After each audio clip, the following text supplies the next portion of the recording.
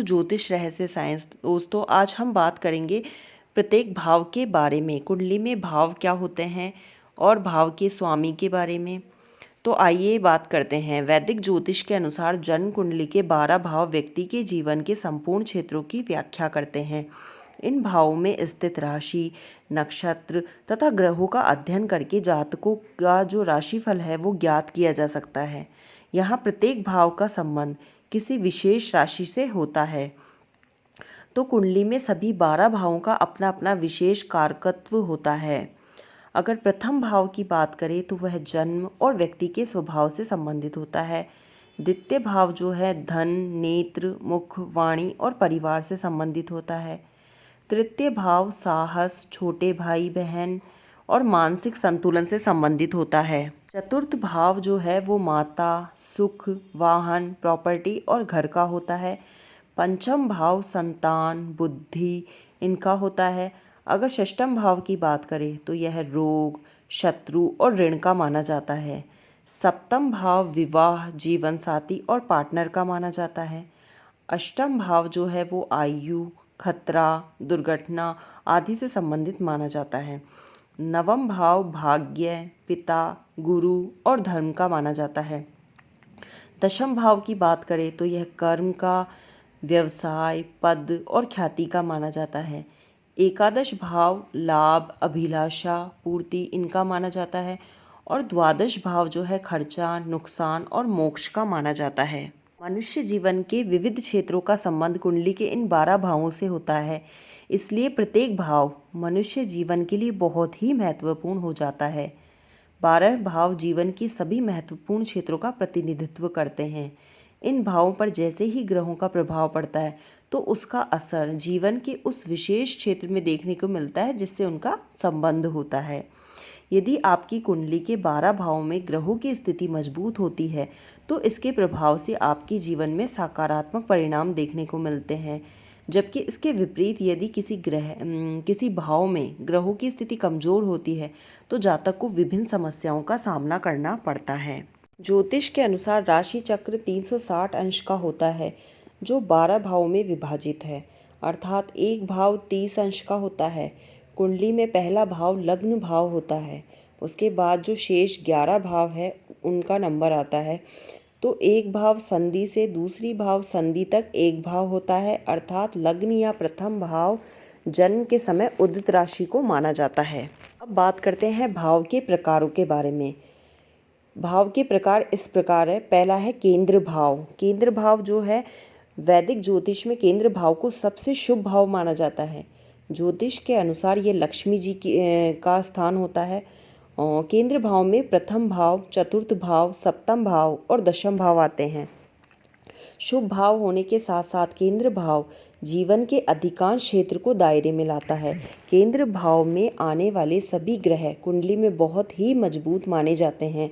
इनमें 10वां भाव करियर और व्यवसाय का भाव होता है, जबकि 7वां भाव वैवाहिक जीवन को दर्शाता है और चौथा भाव माँ और आनंद का भाव होता है।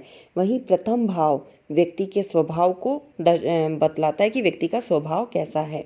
यदि आपकी जन्म कुंडली में केंद्र भाव मजबूत है, सशक्त है, तो आप जीवन के विभिन्न क्षेत्र में सफलता अर्जित करेंगे। दूसरा भाव है त्रिकोण भाव। ये होता है वैदिक ज्योतिष में त्रिकोण भाव को भी शुभ माना जाता है। त्रिकोण भाव में आने वाला भाव जो है धर्म भाव कहलाता है। इनमें प्रथम, पंचम और नवम भाव आते हैं। प्रथम भाव स्वयं का भाव होता है और पंचम भाव जो है जातक की कलात्मक शैली को दर्शाता है, जबकि जो नवम भाव है वो सामूहिकता का परिचय देता है। ये भाव जन्म कुंडली को जो है मजबूत बनाते हैं। त्रिकोण भाव बहुत ही पुण्य भाव होता है। केंद्र भाव से इनका संबंध राजयोग को बनाता है।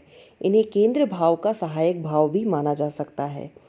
त्रिकोण भाव का संबंध जो है वो आध्यात्म से है। नवम और पंचम भाव को विष्णु स्थान भी कहा जाता है। अब बात करते हैं तीसरे भाव की उपचय भाव। तीसरे भाव का प्रकार है उपचय भाव। तो कुंडली में तीसरा, छठा, 10वां और जो 11वां भाव है वो उपचय भाव कहलाता है। ज्योतिष में ऐसा माना जाता है कि ये भाव के कारकत्व में वृद्धि करते हैं। यदि इन भाव में अशुभ ग्रह मंगल, शनि, राहु और सूर्य विराजमान हो तो जातकों के लिए ये अच्छा माना जाता है। यह ग्रह इन भाव में नकारात्मक जो प्रभाव है उनको कम करते हैं। अगला भाव का प्रकार है मोक्ष भाव। तो कुंडली में चतुर्थ, अष्टम और द्वादश भाव को मोक्ष भाव कहा जाता है। तो इन भावों का संबंध जो है आध्यात्म जीवन से है, मोक्ष प्राप्ति से है। तो मोक्ष की प्राप्ति में इन भावों का महत्वपूर्ण योगदान होता है। अगले भाव का प्रकार है धर्म भाव। कुंडली के प्रथम, पंचम और जो नवम भाव है उसको धर्म भाव कहा गया है। इन्हें विष्णु और लक्ष्मी जी का स्थान कहा जाता है। अब अगले प्रकार की बात करते हैं अर्थ भाव। कुंडली में द्वितीय, षष्ठम, दशम भाव अर्थ भाव कहलाते हैं। यहाँ अर्थ का संबंध भौतिक एवं सांसारिक सुखों की प्राप्ति के लिए प्रयोग होने वाली पूंजी से है। अगला का प्रकार है काम भाव। कुंडली में तीसरा, 7वां और 11वां भाव जो है वो काम भाव कहलाता है। व्यक्ति जीवन के 4 पुरुषार्थों धर्म, अर्थ, काम, मोक्ष में तीसरा पुरुषार्थ काम होता है। अगले भाव का प्रकार है दुह स्थान भाव। कुंडली में षष्ठम, अष्टम एवं द्वादश भाव को दुह स्थान भाव कहा जाता है। ये भाव व्यक्ति के जीवन में संघर्ष, पीड़ा और बाधाओं को दर्शाते हैं। अगला प्रकार है भाव का, वह है मारक भाव। कुंडली में द्वितीय और सप्तम भाव मारक भाव कहलाते हैं। मारक भाव के कारण जातक अपने जीवन में धन संचय, अपने साथी की सहायता में अपनी ऊर्जा को खर्च कर देता है। बात करते हैं प्रत्येक भाव के स्वामी के बारे में। वैदिक ज्योतिष के अनुसार काल पुरुष कुंडली का प्रारंभ मेष राशि से होता है। यह स्वाभाविक रूप से वैदिक जन्म कुंडली होती है। काल पुरुष कुंडली में 7 ग्रहों को कुंडली के विभिन्न भावों का स्वामित्व प्राप्त है। सबसे पहले बात करते हैं मंगल की। काल पुरुष कुंडली में मंगल ग्रह को कुंडली के प्रथम एवं अष्टम भाव का स्वामित्व प्राप्त है।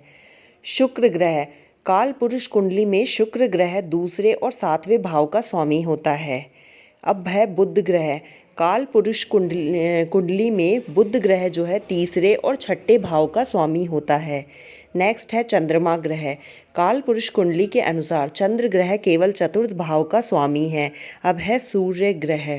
काल पुरुष कुंडली में सूर्य को केवल पंचम भाव का स्वामित्व प्राप्त है। अब है बृहस्पति ग्रह।